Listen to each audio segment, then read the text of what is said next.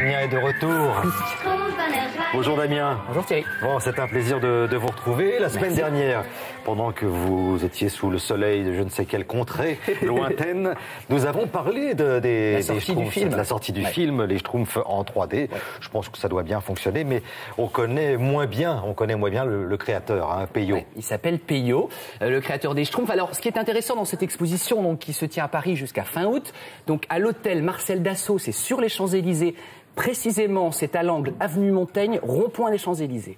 Très bel hôtel particulier. Et vous avez pour la première fois une rétrospective intégrale, complète de l'œuvre de Peyo. Parce qu'évidemment, Peyo, on le connaît pour les Schtroumpfs, mondialement connus, mais il n'a pas fait que ça. Si je vous dis par exemple Johann et Pirlouit, dans le journal de Spirou, c'était évidemment Peyo. Alors, Peyo n'était pas son vrai nom, il s'appelait Pierre Culliford.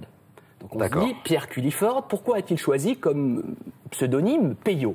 Tout simplement parce qu'il avait un cousin qui était incapable de prononcer lorsqu'il appelait un de ses amis qui s'appelait Pierrot, l'appelait Pierrot. Il l'appelait Peyo.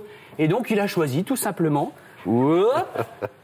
Peyo comme pseudonyme. Voilà, alors ce sont... Le transport est gratuit. Parce que là, on n'a pas vu à l'antenne, mais on m'a déplacé comme ça, donc j'ai fait de la lévitation. Si on l'a vu, très bien. Voilà. Allez, on y va. Alors attention, c'est pour tout le monde évidemment, mais pas pour les trop petits. Pourquoi? Parce que vous n'avez pas de peluche, vous avez des planches de dessin.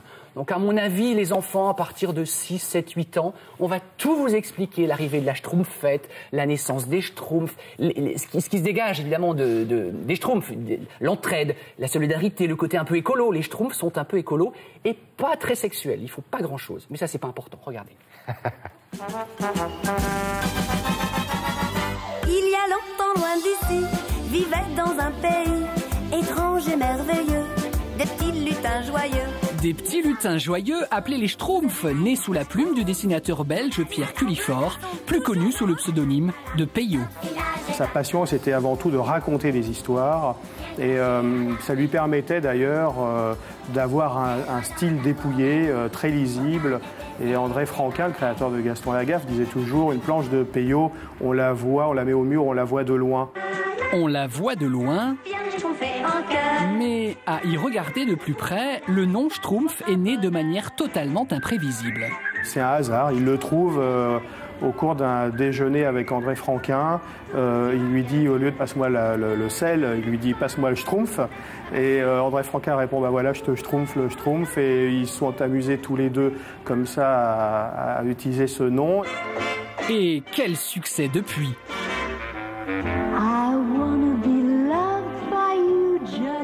En 1966 arrive la Schtroumpfette, elle est brune et sur les conseils de sa femme, elle devient blonde, peut-être l'influence de Brigitte Bardot à l'époque.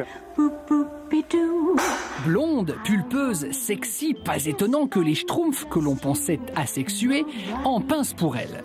Ils voient la vie en bleu, de la couleur de leur peau. C'est un coup de génie en fait parce que cette couleur bleue permet de passer aujourd'hui dans le monde entier. C'est-à-dire que aussi bien sur les continents asiatiques, africains, américains, c'est-à-dire que personne n'est bleu sur la planète. Donc c'est un personnage universel. Universel comme les valeurs qu'ils incarnent, comme l'entraide ou l'amitié. Beaucoup de qualités chez les Schtroumpfs, mais aussi quelques défauts. C'est un peu la caricature de notre société. C'est pareil dans le Schtroumpfissime. Le grand Schtroumpf part en voyage et du coup, tout le monde veut prendre le pouvoir. Alors, bon voilà, ça donne des scènes cocasses. Votez pour moi. Il y en a toujours un qui veut essayer de prendre son envol. Et puis la communauté, finalement, l'emporte à la fin. Si les personnages les plus célèbres inventés par Peyo sont évidemment les Schtroumpfs, naissance en 1960, il faut savoir que le talent du dessinateur se révèle dès 1949 à travers un petit personnage. C'est un chat qui s'appelle Poussy. Il naît dans le quotidien belge Le Soir. Tout est là, le trait est simple, mais l'humour déjà efficace. Le chat de la voisine qui mange la bonne cuisine et fait ses gros bonbons sur un balai de retondons. Ça lui apprend à créer un gag par jour, ce qui n'est pas facile, mais c'était l'école à l'époque du journal Spirou et du journal Tintin. Donc c'est très formateur et le trait est déjà là, est puissant et c'est très lisible. Et vive le chat, et vive le chat.